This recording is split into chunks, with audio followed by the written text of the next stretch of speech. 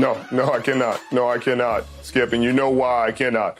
Because the San Francisco 49ers are the best team in the National Football League, and they have been for the majority of this season. They did have that 3-game skid, missing Deebo Samuels and Trent Williams. But I do think this is going to be a competitive ballgame. I think it's going to be close. I think Lamar Jackson and how dynamic and unique he is going to present problems for the San Francisco 49ers. They allowed the Arizona Cardinals to run the ball a little bit more successfully than they usually have, but they will have Eric Armstead and Javon Hargrave back for this game. So I expect it to be a little different. I expect them to be better against the run. The Ravens are going to be without Keaton Mitchell, their home run hitter, so that'll make a difference. Charvarius Ward is playing all-pro defense, leading the league in passes defense, and had a really good game with 2 interceptions against the Arizona Cardinals, so I think they're firing on all cylinders at the right time. Yeah, and I don't think that they're better than San Francisco right now. You said it, San Francisco is not just the best team in the National Football League. It's the best football team in the world right now. I don't know any football team assembled that is better than them. That being said, Lamar's the perfect pill. If you're going to get in and beat that perfect team, he is the perfect pill. Lamar, with this Raven team, and I'm going to tell you what I mean by that. This Lamar who's sitting in the pocket, just sitting in the pocket waiting for guys to come open, really what I call trusting his wide receivers over his legs now. Mm-hmm. He's trusting his wide receivers over his legs. He still has those legs, and sometimes he'll use them and come out and start running. But sometimes he's using those legs just to dance in that little pocket. And, man, he can dance, boy, like Fred Astaire. Give you somebody current like Michael Jackson or Usher. He has some feet in them pockets. And he has the weapons now around him. I told you guys a couple weeks ago when they lost Mark Andrews, that's a big loss. Yeah. And it is a big loss. And hopefully he gets healthy. And now we know he may even be coming back this season. Maybe. But I told you then, that likely kid ain't bad. I said he is not Mark Andrews, not that physical presence and that physicalness in the run game, but he's athletic and he gets up the field. And yesterday, he got up the field. He made great plays again. This team can beat the San Francisco 49ers now, but they got to play one of their best games to beat them. Okay, I'm going to echo what Richard said about Keaton Mitchell. This kid came out of nowhere. He ran 4.3 coming out of college. He was a great story for them. They had lost J.K. Dobbins, and all of a sudden they found a burner that really complemented their other 2 backs because he gave them a home run hitter they did not have. In the 4th quarter last night, he wrecked his knee, and John Harbaugh said after the game, it looks like he's gone for the season. It's just a crusher, just the way Mark Andrews was a crusher or J.K. was a crusher. They've had a bunch of crushers this year, and yet they still show up. They just show up because they have 2 things that you can't teach or coach or snap your fingers and find, and that is that quarterback and that Ravens tradition. They have a big game defensive tradition, a mindset that they bring to the biggest stages because it was set in stone as we go all the way back to Ray Lewis and my man T. Sizzle, and you can just go on and on. They have a purple tradition, play like a Raven today, and I admire it because I think it's legit, and I think it will play at San Francisco. So we did see earlier this year, Joe Burrow went in there and just put on a clinic. But to Richard's point, they didn't have Deebo and they didn't have Trent, and I got you. They did have pretty much everybody at that point on defense, and they got picked to pieces by Joe Burrow.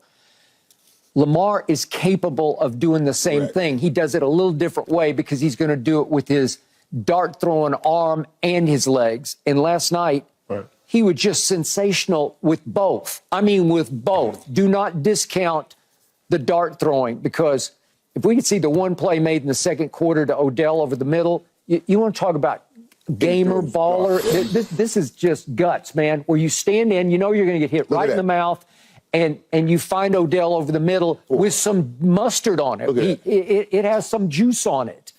And That's a play. That's where your sideline says, we got him and you don't got him, right? Right. He's on our side. And then you mentioned the likely play later in the game, if we could see him escape and escape and escape. I don't know. There's nobody in football can do that. And then it looks like he's going to get him again, Smoots after him, and he throws it up to Likely. And it was a good throw because he threw it up where he could go get it, right? And now it wasn't a pass and a prayer. Yeah. And it's incredible that even after that first guy comes across his shoulder, the old Lamar Jackson is gone after that one. You're not going to touch me again. Now he's running around this end. He's gone. Not this Lamar. This Lamar put his eyes right back upfield and said, where can I throw this football? That is the difference. And that's what makes the Baltimore Ravens a dangerous football team that Lamar Jackson is playing like. But the San Francisco 49ers would pray, hope, and believe in a game plan where Lamar Jackson sits in the pocket. I guarantee you, if you told Steve Wilks that, hey, Lamar Jackson's going to sit in the pocket this entire game, he would say, hey, sign me up for that every day and twice on Sundays, because that gives his team with Nicholas John Bosa, Chase Young, Javon Hargrave, Eric Armstead and company, the guy right where they want to be. Can these tackles stand up against that? You talked about when Joe Burrow came to town, and he did have a fantastic game. Joe came into his own that game. But again, they did not have Chase Young in that game. And Chase Young has been a difference maker since he's come into the fold. Their entire rush plan has been different with him in the fold. And they're just doing it at a really high level. I hear what you guys are saying, but I don't hear answers for Tyshawn Raekwon Samuel. I don't hear answers for George Kittle. I don't hear answers for Brandon Ayuk. And then you didn't even mention Christian McCaffrey. So I hear the things that you guys are saying about tradition and Lamar and all that, but show me something on tape. This offense gets stagnant at times. They go through lulls in games where they go 2-3 quarters without scoring points. You do not get to do that against the San Francisco 49ers. San Francisco 49ers don't play, hey, we play good in some games, they play bad in some games. When they are complete and it's a big game, small game, preseason game, postseason game, they show up, they score points, and they do it in waves. And so I think if you're showing me something outside the tape, I've seen this Baltimore Ravens offense struggle. I've seen the defense give up points, and I've seen San Francisco's defense give up points. I've seen them have struggle against the run game in this game against Arizona Cardinals. So, yes, there may be an avenue if they can run the ball like that, but I just don't see this happening. I don't concur with the conclusion that you want Lamar Jackson sitting in the pocket. Now, you can have lane integrity as you are rushing most quarterbacks and say we can keep them in the pocket. But you come on, have lane integrity. But I need just a little sliver. And Lamar Jackson gets through that sliver. So you're not worried about Joe Burrow and those other guys when you keep them in the pocket. If they get through that sliver, what damage they'll do to your defense on the back end. You are worried about Lamar Jackson. So, yeah, you want him to stay in the pocket, but you better cover up those little holes, because if it gets dark in that pocket, he starts running. There's a whole nother trouble that Joe Burrow and those guys can't bring you.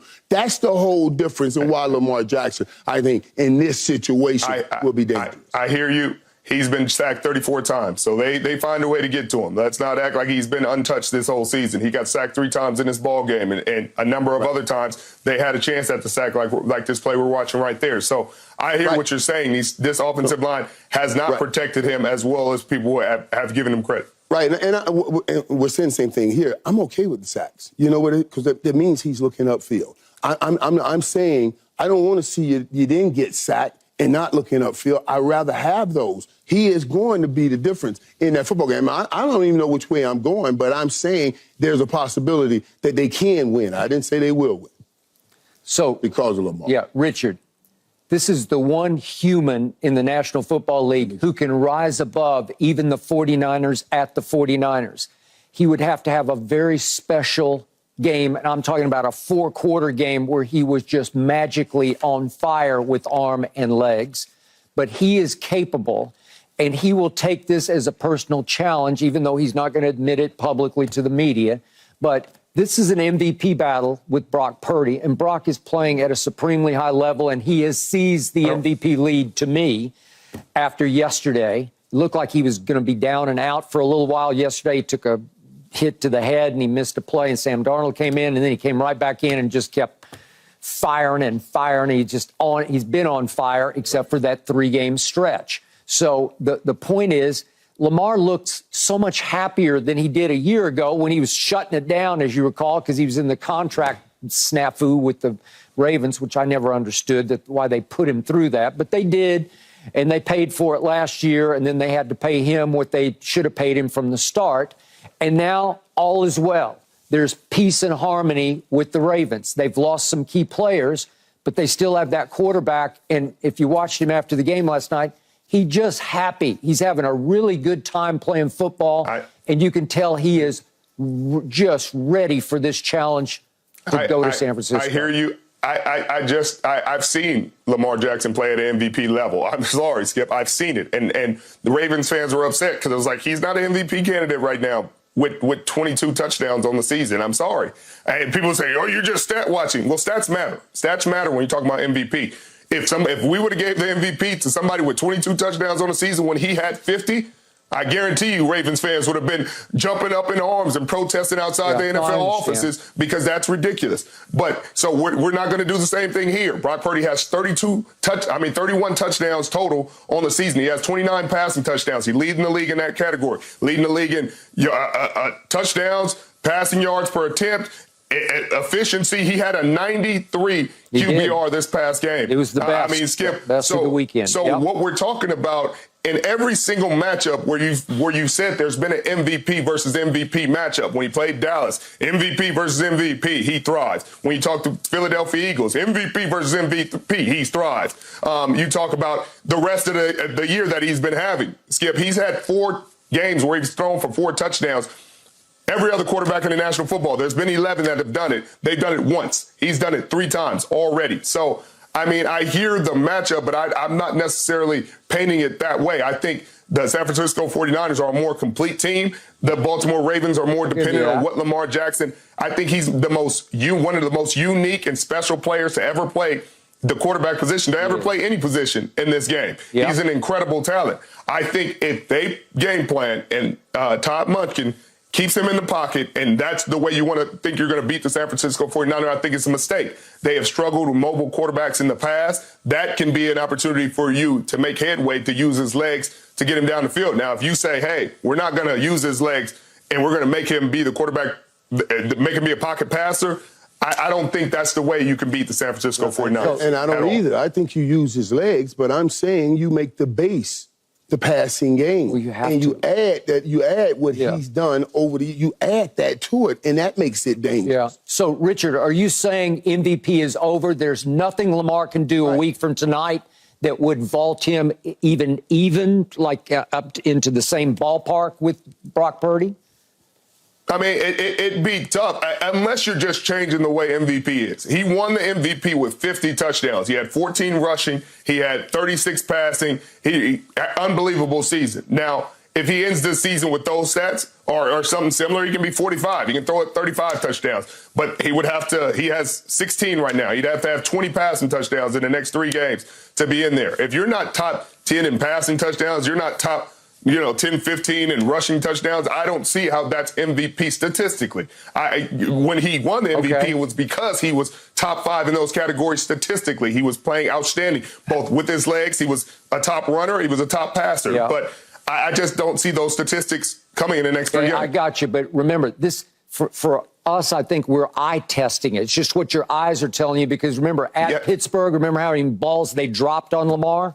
They dropped a bunch of balls. I hear Skip, eye test is cool, but they will eventually look at the stats and say, 3,000 yards, under 20 touchdowns. Is that an MVP of the National Football League? That'd be a change of the standard. Thanks for watching, Undisputed fans. Do you want more highlights from the show? Make sure to click that subscribe button for all the exclusive content from Undisputed.